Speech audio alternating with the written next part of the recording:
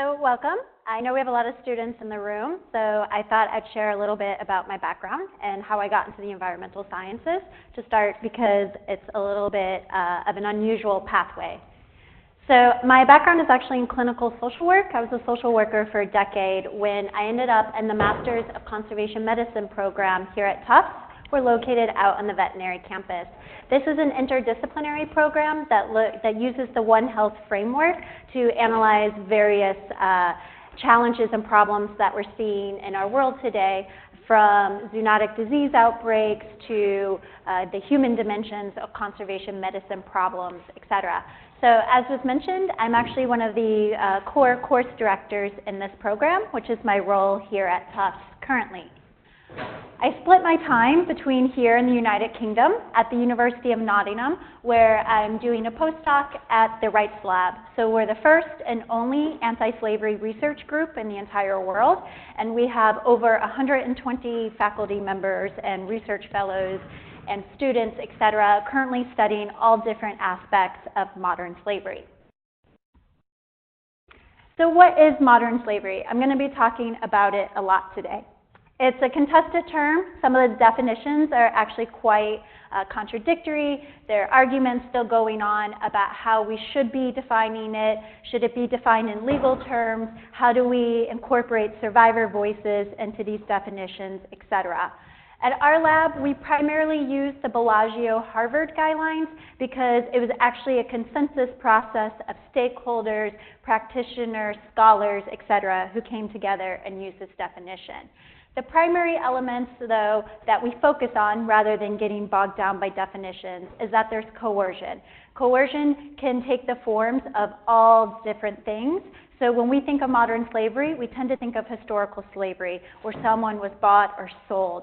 And that's just not what modern slavery looks like anymore. Instead, coercion can be through debt bondage, where someone accrues debt, particularly with the fishing industry. Perhaps they want to be fishers, and so they may accrue debt for the equipment, and then they owe someone that debt, or that debt gets sold to someone else, and then they work in order to pay off that debt, and that work is valued at an unfair value, non-market value, and they get all kinds of fake debt added to that. So we've heard fishers say that they've been in debt for so long, they don't even understand how they have so much debt. So debt can be added through if they consume any fish while on a vessel, if they need any medicines, et cetera. Modern slavery also includes forced labor, which is just any forms of labor that are done under the auspice or the actual or threat of force or violence. We see physical violence, we see sexual violence, we see emotional violence.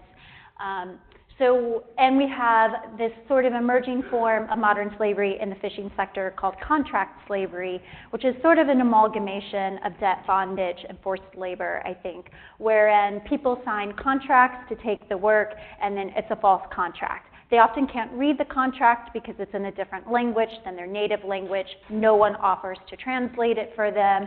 And so these contracts may offer to pay a minimum wage, but it turns out that they don't get paid for months, years on end sometimes. So modern slavery is really complex. I could take over an hour just to talk about the definitions of modern slavery, but that's essentially what we're looking at. Some type of coercion or force, and the exploitation then makes a profit for somebody. So you have the economic exploitation as well as the coercion. So at the Rights Lab, we're focusing on fishing right now, but at the Rights Lab, I actually lead the Anti-Slavery Ecosystem Project. So this is a paper that we have under review.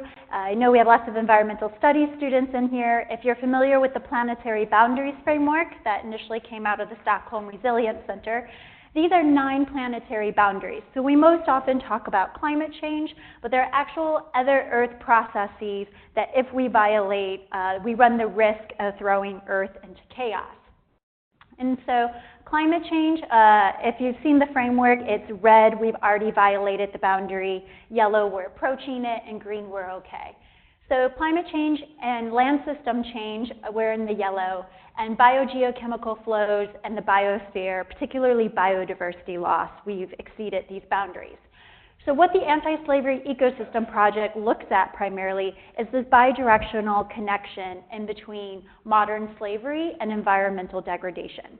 And so I always say it doesn't really matter what comes first, the chicken or the egg, because these things are so tightly wound that it's irrelevant. So what happens is we have the different sectors that use very primitive forms of extraction or production of commodities, and so they're highly environmentally polluting. These are also the sectors that are most likely, and the activities within these sectors that are most likely to use forms of modern slavery. And so we have agriculture, we have brick making and the brick belt across India, Pakistan, etc. We have manufacturing, unsustainable manufacturing, fishing, forest clearing, mining, and wildlife enterprises, which can be both legal and illegal, of course.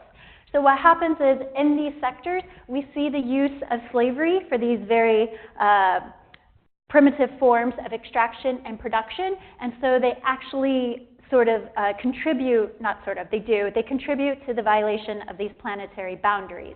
And so once that happens, and we see these disruptions to the ecosystems that these individuals are living and functioning in, it actually, the transgressing of these boundaries leads to an increase in the social vulnerabilities that actually make people susceptible to modern slavery. Primarily lack of capital formation with inequitable access to resources. We see a lack of capital formation. The absence of decent work, so that would be safe work, fair work, etc. Food insecurity, their loss of livelihoods, and the big ones are forced migration and displacement. And these are particularly concerning because the UN has estimated by 2050 that there'll be over 200 million individuals across the world who are displaced due to environmental change. Some of them are forced, some of them are voluntary, and it's that forced migration where we become really concerned about vulnerability to slavery. So then once they move, they end up in these activities where you have labor exploitation that are often in these sectors, and so you get this circular relationship. So focusing in now on fishing, which is the sector that I have primarily worked in, about 2010, we started seeing lots of stories in the media about slavery at sea. And we really have to give credit to the investigative journalists who are not bound by ethics protocols at universities, who have been able to really make progress in this field, and were really the pioneers in this field. So you have the AP reporters who went out on an island, remote island in Indonesia, that they heard that individuals were locked in cages, and they certainly found migrant fishermen locked in cages on that island. Since then, we've had reports by the New York Times, The Guardian, major newspapers in countries, primarily developed countries throughout the world, reporting on this issue of slavery at sea. The other thing that's been going on is that, I know we have fisheries folks in the room, is that we know that fish stocks are continuing to decline. So this is from the FAO's SOFIA, which is an annual report released every summer. And they found last year that 33.1% of fish stocks were now classified as overfished due to the time lag in data collection versus when the reports are issued. This data would have actually been collected in 2015, and this 33.1% is an increase of almost 2% from 2013. So we did see some gains in developed countries' waters. Again, we should probably question that, but those were offset by further declines in developed countries' waters, which as a former social worker is very concerning to me because these are the individuals who are most reliant on fish for livelihood and their primary protein sources. So we have these two concurrent things going on, fish stock declines and slavery on boats. So we started thinking about how they might be linked. And thinking about social ecological systems theories, if anyone in our environmental sciences have learned about these, we know that this is probably not a linear causal relationship, and that if fish stocks decline, it's not directly related to modern slavery on vessels, that there's probably a lot of other processes that influence this relationship. If only it was so simple as A causes B. And it's all of these sort of other intermediary processes that are likely going to be really important to target when we think about how to address this problem. So this is the framework that we started piecing together by taking a deep dive into the fisheries literature about overfishing, fishing effort. For example, we know that there are studies going back as far as 450 years, longitudinal studies, that show that when fish stocks decline, it is highly unlikely that effort decreases. Humans just keep fishing. And that's for a number of reasons, which again could be a whole nother talk. But we know that fish stocks decrease, and that when they do, even when they're catching less fish per whatever the standardized unit of effort is, that they're not going to decrease their effort. They actually continue to increase it to maintain yields. So we have really good empirical data on that. We also know, if you delve into the economics of fishing, that fishing's not really profitable. It's profitable for the big companies, but throughout the supply chain, and it's one of the longest and most convoluted supply chains you can find, is that the profit margins are very narrow, particularly at the source of extraction. And that's because, unlike agriculture, where you could do something to grow a bigger product or grow a better product, we have no control over fish. We have aquaculture where you could farm fish, but we're talking primarily about marine capture fisheries here. And so we have no control over the resource. And the only resource that most people own at the source of the supply chain is a boat. And so fuel cost, they have the boat technology cost, maintenance cost, and then they have labor. Labor actually constitutes almost 50% of all cost for boat owners, boat captains. And so there are very few things that they can control. So when profits start to decrease, they have to look for ways to offset the profit loss. And again, they're not decreasing effort. They have very little control over the cost of fuel. They have very little control over boats. And so what they tend to resort to is labor. How do we find cheaper labor? So that often ends up being migrant laborers because of the social context that this exploitation happens in, is that the discrimination or the belief that migrant workers aren't owed as much as domestic workers, et cetera, it basically rationalizes this exploitation as an economically rational decision. And so the moment that we have exploitation and we see the profits start increasing, it's that relationship between coercion and exploitation and profits that defines what we call modern slavery. Once they start making more profits, because they're not paying their labor for the most part, then we see the effort increase, and so the slavery actually then contributes to the overfishing that is currently going on in decreasing our fish stocks. And again, this doesn't happen within a bubble. We're going to talk more about these industry contexts, these processes and the industry context that our research further elucidated that I think are really interesting. And over here, the geographic, it's that fishing occurs really far from shore. And so you have a separation between law enforcement and what's going on out at sea. So it's just really hard to monitor. And then you have a regulatory context, which we'll talk about more in a bit, as well as just socio-political situations. These are all known vulnerabilities to modern slavery. So for this study that we did, we used something called fuzzy logic cognitive mapping. And so it takes stakeholder knowledge as data, and it's very common in data limited areas where it's prohibitive to get data, either due to cost or just a physical inability. So it's very hard to measure slavery. We have no baseline empirical data. Almost all of our data about modern slavery comes from proxies and estimations that we build off of those proxies. If you're interested, there's something called the Global Slavery Index, which is co-sponsored by the lab that I work in, as well as the Walk Free Foundation in Australia. And again, these are estimates put together by organizations like ourselves and the International Labor Organization, but again, based primarily on proxies. So we wanted to try and get some real data. So we used FCM to basically interview stakeholders and fishers. And so we had a sample where we had 43 stakeholders and 31 former or current fishers. We had to be careful due to ethical protocols and sensitivity, but in my days as a clinical social worker, I was actually a trained forensic interviewer of human trafficking victims here in Boston. So that training certainly helped out for this situation. Our sampling was non-probability because we wanted to just get some data because there's such a dearth of data. And it was purposive in that I didn't want to focus on a certain region of the world. So most of what we know about slavery at sea and what's covered in the media is about Southeast Asia, specifically Thailand, Indonesia, etc. And this is absolutely a problem in that part of the world, but we also have modern slavery in our fisheries here in New England. We have it in our fisheries in the United Kingdom. This is a problem everywhere in the world. And so being a social worker, I was adamant that I wasn't going to sit in an institution in a developed country and point the finger at other parts of the world when we had this problem in our parts of our world as well. So it was a global sample, and that was on purpose. So what we did is we actually went out and we did qualitative interviews with folks. And fuzzy cognitive mapping is intended to produce fuzzy causality, which is causality on a spectrum instead of black and white. And so we interviewed everyone. The interviews lasted about 90 minutes. And if they were from, particularly stakeholders and then the fishers, because they were from the fishing sector, we would start by asking, tell us about what's going on with the fish stocks, the stocks that you fish. And that's all we gave them. We didn't give them any other variables or things that we were interested in.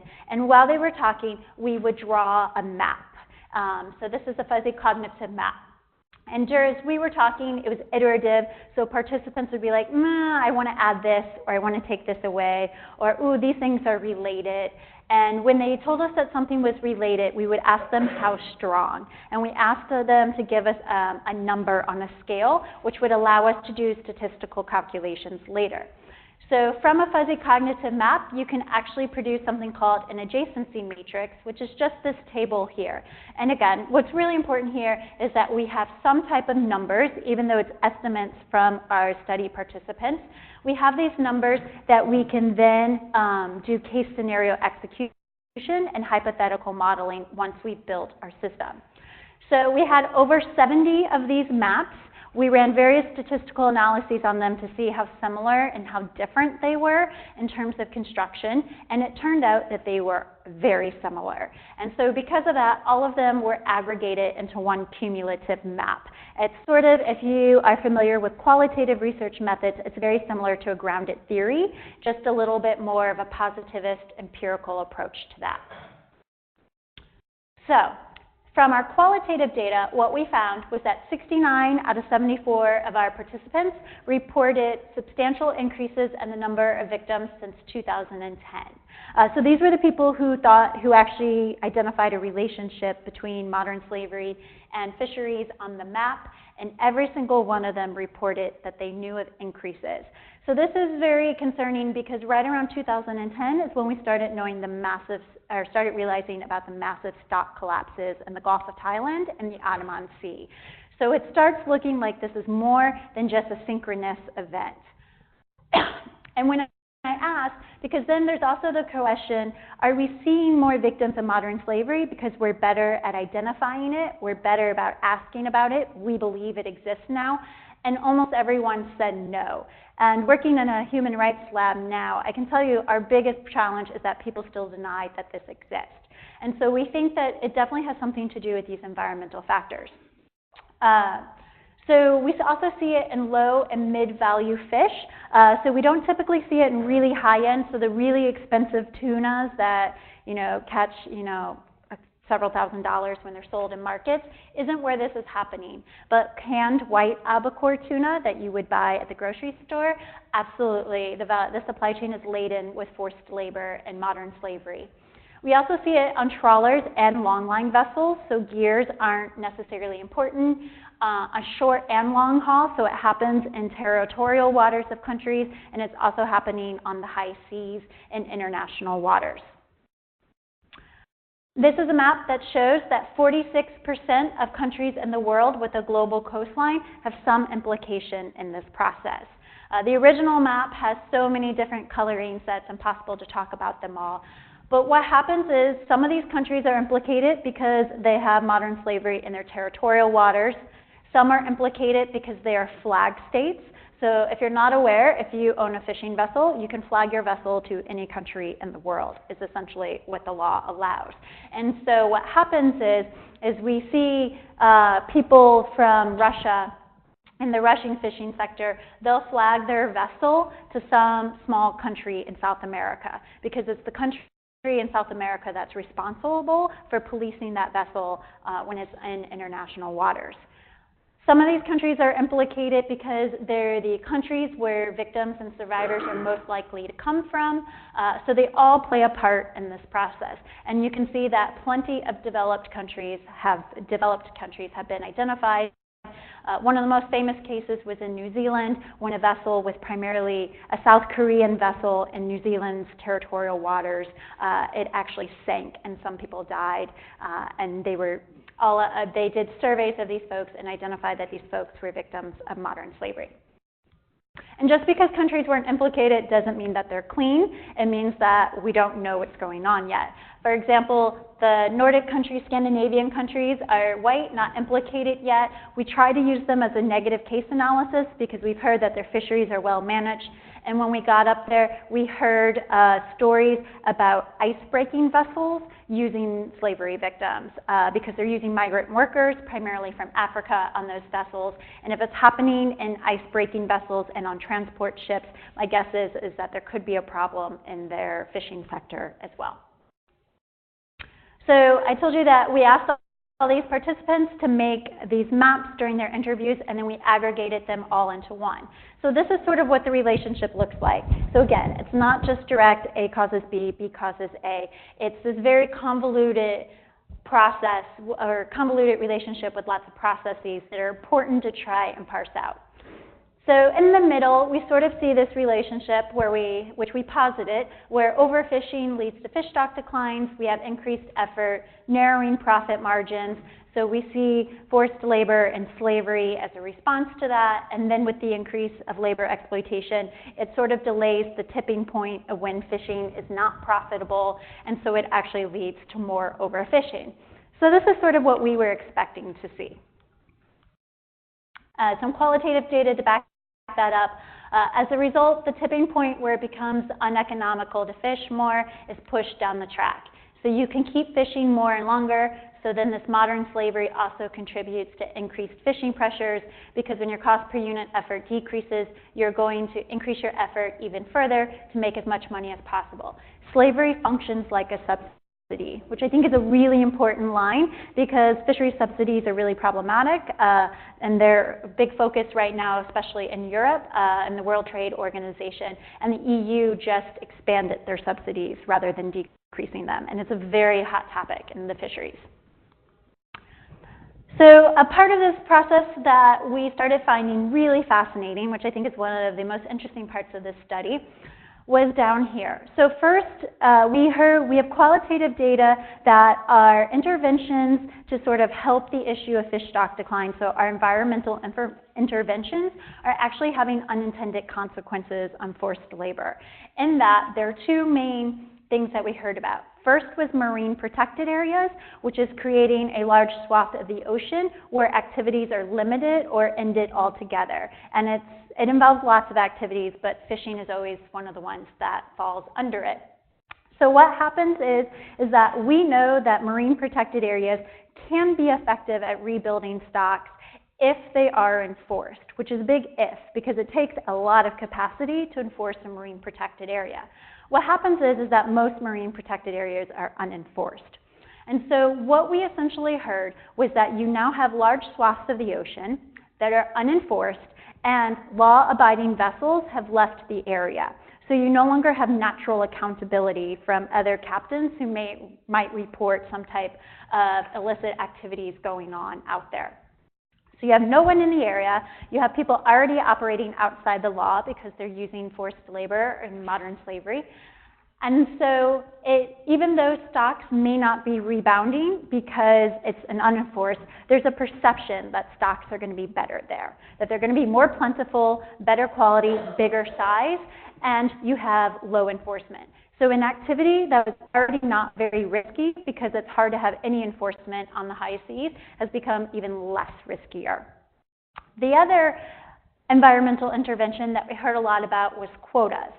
Quota systems are very common in developed countries, but what we heard was that with the quota system, and this could be a whole nother lecture, is that we saw the marginalization of small-scale fishers. So small, medium-sized, local fishermen like you would see in New England and Scotland, et cetera, were forced out of the sector because they didn't have quotas or their quotas were too small, and so it wasn't profitable. Again, we keep returning to this idea of profitability. So as they're forced out of the sector, power gets concentrated in the hands of larger operations who, A, are more likely to use forms of labor exploitation. The other thing that has happened as small-scale fishers are forced out of the sector, we see the loss of intergenerational transmission of fishing as an activity. So historically, if my father's father was a fisherman, then my father would be a fisherman, I would be a fisherman. And we're not seeing that because we've seen the end of these family businesses. As a result, you have an absence of a domestic labor supply. So people just don't want to fish anymore. Also, fishing is the most dangerous job in the world. It's routinely ranked #1, and people just don't want to do it. So a really unsafe, hard job has actually gotten even more unsafe and harder with the environmental degradation and the loss of fish stocks. So as a result, you no longer have a domestic labor supply in developed countries, and so they start looking for migrant workers. Where this goes awry is that most countries have laws about migrant labor, where they are actually not employees, or yes, they are not employees, they are employed. And this is a really important distinction because it means that under most developed countries' laws, they're actually not classified as seafarers, they're only classified as fishermen. And so frontline responders, enforcement agencies, et cetera, are sometimes often are not able to jump in and do investigations into any of this labor stuff because they are employees on contracts, no matter how false those contracts are. So as a result, I work very closely with a group called the International Transport Workers Federation. They're dock workers. And so they're dock workers, even if they have suspicions, they're not allowed to question these fishermen, these crew members about labor conditions because they are fishermen, not seafarers in that moment. So the fishermen can approach them and say, something's wrong, I need help, but they can't approach the fishermen. And this is a really common gap in a lot of developed countries and a very problematic gap, and one that's very hard to tease apart the difference between fishermen, between fishermen and seafarers. And so this just goes with the protected areas, and qualitative data to back it up. If you're most likely to see forced labor in places with high profits and low risk of detection, bingo, that's a protected area. Again, this quote was from an actual fisherman. We know that without enforcement, stocks are likely to not rebound, but again, it's that perception that this is an area where stocks have rebounded. And then two other things that were interesting. A lot of the media stories have talked about, of course, when you have forced labor and slavery, it goes hand in hand with illegal, unreported fishing. Not surprising, two illegal activities coupled together. This relationship is really unclear to us. Does one precipitate the other? Does it even matter? Do they always occur hand in hand, et cetera? And we're currently working on a study that is looking at this using satellite data from fishing vessels and port vulnerability. The other thing that was a very ancillary finding, but is something that we want to explore further in the coming months, is a relationship with wildlife trafficking. So I've heard from fishers that they've been, as a form of coercion and a way for the exploiters to gain power over their victims and survivors, is to actually throw them in the ocean and to fish for sharks. And if you come back alive, great, you stay on the boat, and if you die, you die. So we've heard lots of survivors and victims from fishing vessels talk about shark finning, the harvesting of other endangered species. Sea cucumbers is a big one, as well as our efforts on wildlife trafficking have somewhat improved in terrestrial systems. So they're looking for alternative ways to get animal products in and out of areas. And so they'll use ports with low law enforcement, and they'll use these fishing vessels. So again, if you're already doing illegal activities, what's adding one more illegal activity to it? So then we ran our hypothetical case scenario executions about what happens to forced labor and modern slavery when we start manipulating these other variables. And all this really tells us is that as fish stocks declines increase, so if the fish stocks continue to get worse, if fishing effort continues to get worse, IUU fishing continues to increase, we're of course also going to see an increase in forced labor and slavery. What is interesting is that if we decreased fish stock decline, so we started improving them in this model of this system, we saw very little decrease. So what this tells us is that prevention efforts are paramount. Once they've started using modern slavery, it's highly unlikely they're going to stop using it. The one exception is if we can improve regulatory problems and challenges.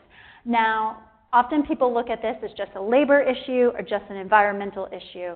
And that initial framework that we opened with in that paper, we talk about the need for cohesive and integrated policies.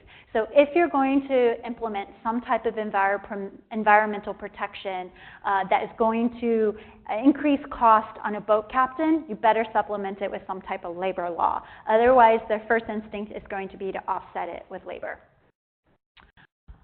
So this is what happens to these problems when forced labor and modern slavery are increased.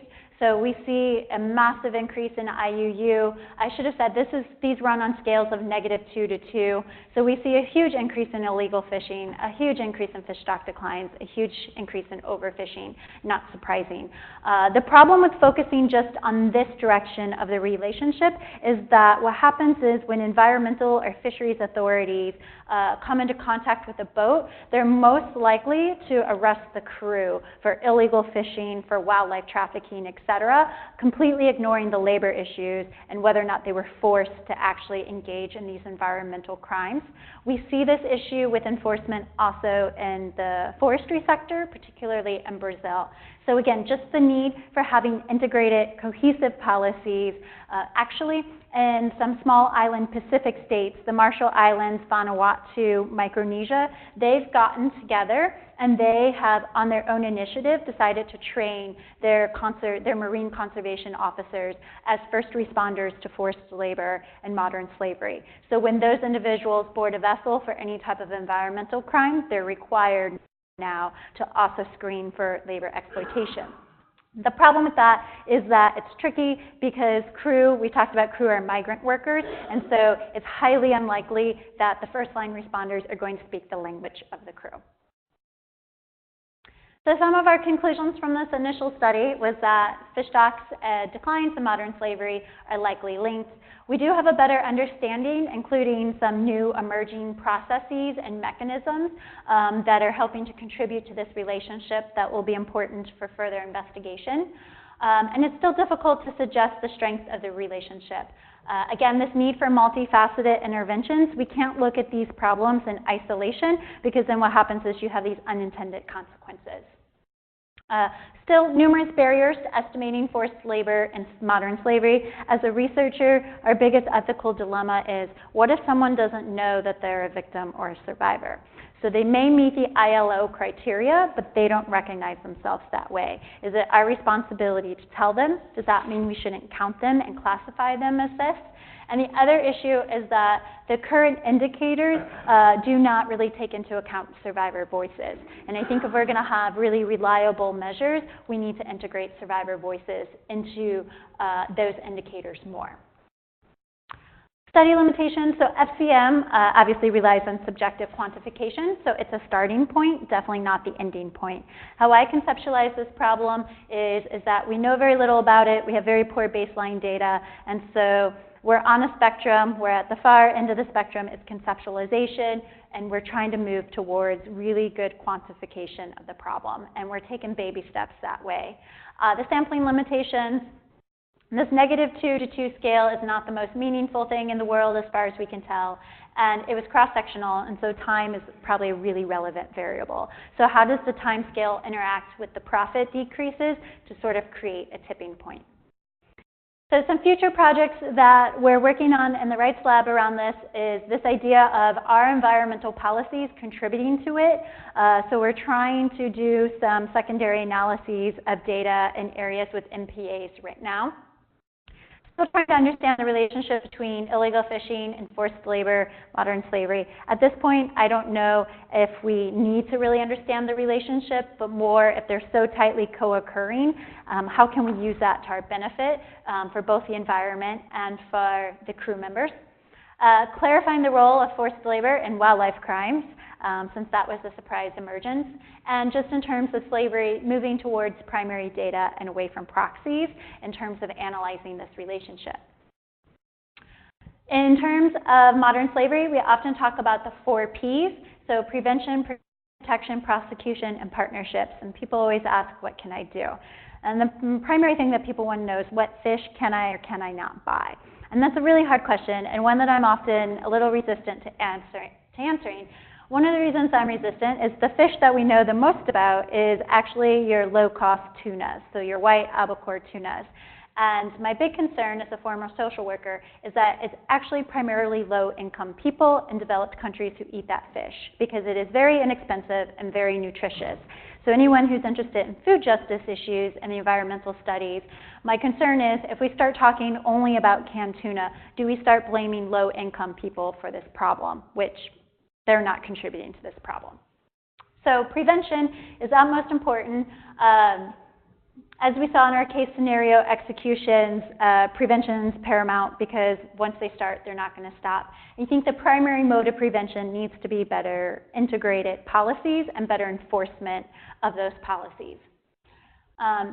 In terms of protection, closing loopholes in regulations is also important. So we talked about this distinction between seafarers and fishermen, which gets very complicated. Particularly currently in countries where there is strong anti-migrant worker sentiment, there's just no motivation to work towards closing those loopholes. Prosecution tends to be a big focus of the anti-slavery movement. I think particularly when talking about slavery at sea, this gets a little bit problematic, because we know that the moment they come in contact with the system, if they've been engaged in environmental crimes, they're much more likely to be charged for the environmental crimes that they were engaged in versus being considered a victim or survivor of labor abuses.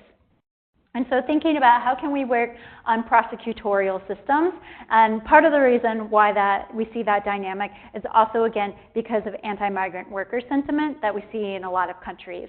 So in Thailand, they have taken some to prosecution. Very few were actually convicted of it, because we find that juries, we know this even in the United States, race is a big issue for juries. And so people in Thailand, what we've seen so far is that they're unlikely to convict their own, and they're more likely to believe their own versus individuals from different countries, the migrant workers. And starting to think creatively about partnerships. Next week, I'm actually training the Pope in the Vatican on human trafficking and links to environmental degradation, which faith-based organizations was something that I had never really thought much about engaging with. Turns out that on docks in most major ports across the world, we have Catholic priests. They run fishermen charities on all of these ports. And I talked to you about the International Transport Workers Federation, these dock workers who don't always have the authority to board vessels. And so what we've seen a lot in Cape Town, South Africa, which is a big transit route for vessels all across the world, is that when the dock worker notices something suspicious, he can't board the boat because he doesn't have the authority. But the Catholic priest can board the boat just out of curiosity. So the Catholic priest will go and say, oh, can I board your boat? Can I pray, bless your boat, etc. And the priest is allowed on the boat, and then the priest comes off the boat and tells the dock worker, this is really shady, this is what it looks like, there are no toilet facilities, etc. And then they can call the authorities in. So really creative partnerships and thinking outside the box is really important to thinking about how we can solve this problem. So that's all that I have today. I'm exactly at 40 minutes. So I'm excited. That never happens. So this is just my information on how to contact me, some information about our conservation medicine program, as well as some information about the Rights Lab at the University of Nottingham.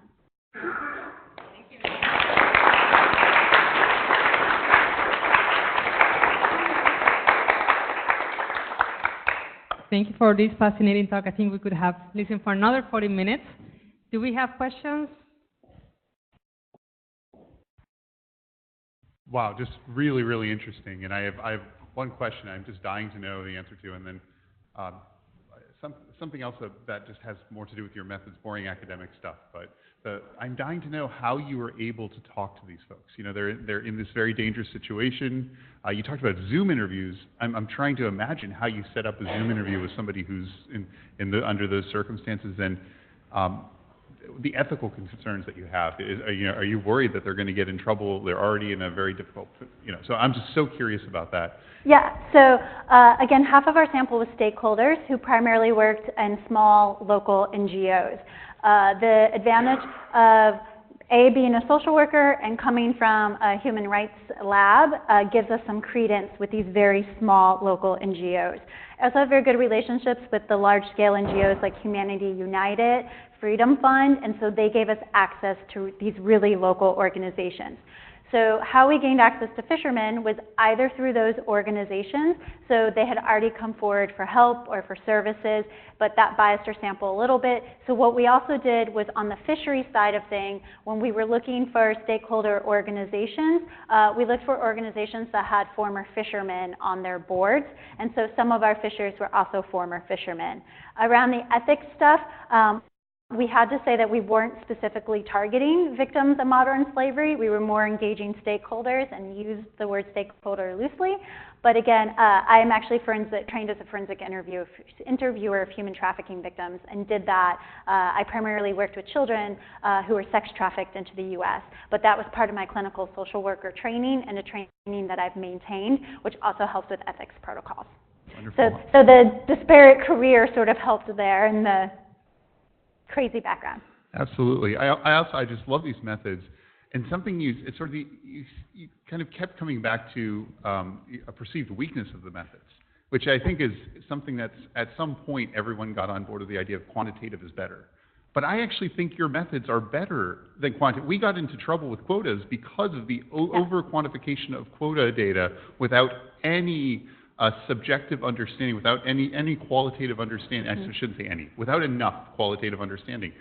So are you worried that if as you try to move across the spectrum, that every time you quantify something, you lose some of that rich detail, what Gertz called the thick description of things? You lose that, you sacrifice it in order to create something numerical, which I know is helpful when you're dealing with some folks. They want to see the numbers, but I don't know, I guess it's more of a comment. I actually think it's wonderful that you've created these, fuzzy, again, I feel like the word prejudice is everyone against it. Fuzzy doesn't sound good. It should be descriptive. It's wonderfully subjectively descriptive, which is maybe what we need when we are understanding people who are in these circumstances. So not that I would suggest it's bad to quantify, but rather that they're complementary, right? It's not like you want to quantify to get away from this, and maybe that's how you feel already, but I want to say I think it's fantastic, the methods that you have right now. Yeah, so the benefit of doing a dual PhD and having part of my PhD being a school of social work was that I was required to be trained on quant, qual, indigenous, and mixed, as well as policy methods. And it was one of the reasons why I decided to go back to social work for my PhD, because I knew there was a diversity of methods that I wouldn't get in the environmental sciences. But I agree, and we got in trouble with slavery estimates by using proxies to quantify things. So what happens is governments way underestimate and NGOs tend to way overestimate the prevalence. The truth is probably in the middle, but it's allowed naysayers to say modern slavery doesn't exist, you're being hyperbolic, because we're using proxies to generate these huge numbers. It's very similar to fishing in a weird way. So yeah, I'm a mixed methods person, so I always do mixed, but yeah. Thank you for an amazing talk. As a biologist who has lectured on marine protected areas, I'm finding this outcome just shocking and depressing. So my question Which is why we're trying to back it up before we throw it out there. What I'm trying to sort of imagine is not designating marine protected areas doesn't seem like the solution either to the future of fish. So I guess I think we want them, therefore we need to regulate them, but they're off in the middle of the ocean. So is there a role of technology? Maybe my question is how can technology help us police and protect and make sure these areas do what they're supposed to do, which is help fish stocks rebound? Yeah, so Global Fishing Watch, they use AIS data from vessels you both would probably know, was it 27 meters? Every boat over that, bigger than that, has to have a unique satellite that pings. And so Global Fishing Watch uses big data and machine learning and algorithms to do just that. The problem is that in terms of modern slavery, of course it doesn't tell us, what's happening on the boat. But again, we know that illegal fishing co-occurs so frequently with modern slavery. And so I think that's the future that we're going, is using satellite data from the vessels. The problem with that is, of course, they can turn it off. It's even legal to turn it off in certain waters because of piracy. And Global Fishing Watch, they have a paper out where they actually looked at vessels that were turning it off and on, so they can get that nuanced. There's also the use of Google Earth satellites, Planet. So my boss at the Rice Lab, she's actually remote sensing. That's what her expertise is. And she uses Google Earth and Planet satellite data to identify illegal brick kilns that are using, they're contributing to massive amounts of pollutants. They're usually violating environmental laws.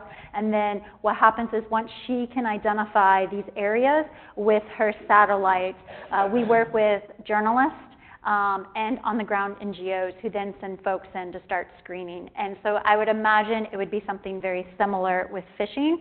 The problems with satellites is that they're really clouded by cloud coverage, and so they just don't work very well in certain parts of the world that have a lot of cloud coverage.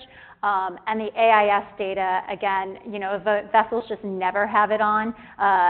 So it goes to this idea of integrated policy. So thinking about it as a system instead of a problem in isolation. And so how do we enforce it all at once? What are the unintended consequences if we just, look at one or the other? It's not always the environmental policies to blame. In India, we saw a lot of illegal mining with children, and the children died in it, which raised the antennas of lots of human rights folks. So they went in, and what they did was the government legalized these mines. So now these children and individuals working in these mines get a they're part of the social safety net. Now they're part of the formal economy, not the informal, but they just legalized all kinds of mining, which is obviously unsustainable, going to contaminate water, and we see that it's now displacing folks. So it's not just the environmental policies, it's also the labor policies that contribute to these environmental consequences as well. Yeah, so thank you so much for your talk. You mentioned at the beginning that because your team has all these ethics protocols that investigative journalists don't have, that it's the journalists that can really originally bring to light a lot of these issues. So I'm wondering, first of all, I guess I'd like to know more about your relationship with the journalists, how your team works with them, and also how journalists maybe cross lines, or maybe what not having that ethics protocol might mean for the relationships between the journalists and the people that they're interviewing. Yeah, for sure. So so in my lab is headed up by some very famous folks who have been studying, who really started this movement around modern slavery and anti-slavery in the 1970s. And so they're very famous, and so journalists just come talk to them. So essentially, I get to capitalize on those relationships. So one thing that our lab does really well is that we always invite visitors up. So we're in the UK, we have the Modern Slavery Act. We're the first country in the world to have a Modern Slavery Act. And so that has gained a lot of attention. So The Guardian, The Conversation, et cetera, they all actually have modern slavery focuses in their journalism. And so these journalists reach out to us, we reach out to them, and we just get to know them. So they'll pop up into our lab just to be like, what are you working on? How might we help, et cetera. So it's building that relationship prior to when you need it, working on relationships that have already been established by others, et cetera. In terms of how do they cross boundaries, I don't want to frame it that way because I think that sounds really negative. I think my biggest concern is always, their safety as well as the safety of the people that they're trying to interview or connect with. The other problem that we see in terms of victims of modern slavery is that So the dark side of the AP investigation is, after all those men were rescued, is that the ILO repatriated them back to their home countries, but just to the capital cities. So for example, several of the Cambodian men got repatriated back to Phnom Penh, the capital, which is not where they were from, and they didn't have any money because they had been working on boats for years without pay. They didn't have any money, and the ILO didn't initially recuperate those lost funds, and so they were stuck in Phnom Penh with no way to get home. So we also need to think really carefully about our interventions and how we respond to it. And it goes back to this idea of, you know, are we obligated to tell them that they're a victim if they don't know? Some people also say, like, no, I don't want to be rescued, because the promise of potentially getting a wage, even if it's $1 per day, you know, below the minimum wage of the country they're working in, is still better than the prospect of going back to where they came from. So it's really complicated, and it's just trying to think about how everything's related and all the consequences of that. So along those lines, as I walk there, can you tell us more about who the victims are? Where do they come from? How they get there? The demographics? Yeah, so they're almost always males, migrant workers, and they come from other countries. So they come from all over. We see a lot from Cambodia, from Indonesia. We see Ukrainians, so Ukrainian victims on Russian vessels. In the UK, our victims are primarily from Ghana, the Philippines. We've had a couple from Turkey. Here in the US, we use a lot of migrant labor from Central America. So some Hondurans, some Guatemalans have raised concerns about our fishing sector here in the US. And so it's really, whenever you have a country that has a fleet that's engaging in these activities, you just want to look at the countries surrounding it and where you start to see inequalities and discrimination between races, ethnicities, et cetera.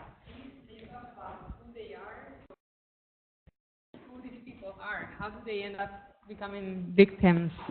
So they're typically low income and they're desperate for work. So that's how we talked about the environmental degradation, when they can't form capital or they can no longer fish themselves because they only have the resources to fish in close waters. That's how they end up in these sectors. So they tend to be uneducated, low income, don't have a lot of options for work. So they're most often from low-income countries, but we also see in countries like Kenya and Indonesia, where there's been rapid GDP growth that's concentrated at the top, and you see sectors changing really quickly. You see these folks end up in low-skilled jobs. Well, thank you for the talk. I was not even aware of the concept of slavery at sea, so it's very enlightening. But as we as consumers, I mean, so tuna fish, that's unfortunate. I kind of like that, but yeah. And then I'm feeling guilty about the concept of buying it. But what, as we as consumers, do to help alleviate some of the issues that are fostering this? I would say buy local. Instead of thinking about specific fish, I always tell people to buy local. Here in New England, we're very fortunate that we can do that we have farmers markets where local fishermen are. And I think that helps a lot of problems. That also helps the marginalization of small-scale fishers out of the sector, et cetera. There are people who work in the space who believe that everyone in the world should stop eating fish. I just don't believe that. I think too many people in the world are dependent on it for their livelihoods. So I think it's how can we think about how we can alter the supply chains instead of collapsing them altogether. Be it putting, the big thought is if we as consumers can put pressure on the big companies, if that would help alleviate this. So Thai Union is one of the largest commercial companies in the world. If you've ever bought frozen shrimp at the grocery store, chances are that it passed through Thai Union's supply chain. They've actually hired a person now who deals with this, Darren McBain, who's great. The problem is historically, in terms of modern slavery, we see that corporations don't really care about it unless it has a financial incentive for them. So that's going to be a really big challenge because, like I said, I think fish is a really unique resource, and that's typically low cost and high protein. So we need it for vulnerable populations. So trying to buy local. There are App Seafood Watch, which designates, sustainable fish here, is starting to integrate labor concerns into their system where they evaluate fish. It's not a perfect system, and we'd like to see more integration of that. But I think these are ways to try and start helping consumers. Because at the end of the day, I feel really terrible for consumers. I don't eat fish because I don't like the smell of it. But at the end of the day, I can't even confidently tell you what fish is clean and what fish is not, and I spend my whole day thinking about this. That's how convoluted it is, and I think that's a really hard burden to put on consumers when it's such a valuable product because of its protein and nutritional value. So I think we need to start thinking creatively about this, but in the interim, I think if you can buy local, if you have that opportunity, it's one of the best things that you can do. And you also have to be really careful. If you buy local fish, like at Whole Foods or something, and it says it's local, but it says something about previously frozen. Most fish in the U.S., when it's frozen, it's actually sent overseas to be processed and then brought back into the U.S., which seems really stupid, but that's how it's done. And when we do that, it gets sent to processing factories that are known to use exploited labor in other countries. So you also have to be careful if you buy local fish, but see that it was previously frozen. So you want to buy really fresh local fish. Any other questions? All right, well, let's thank our speaker one more time.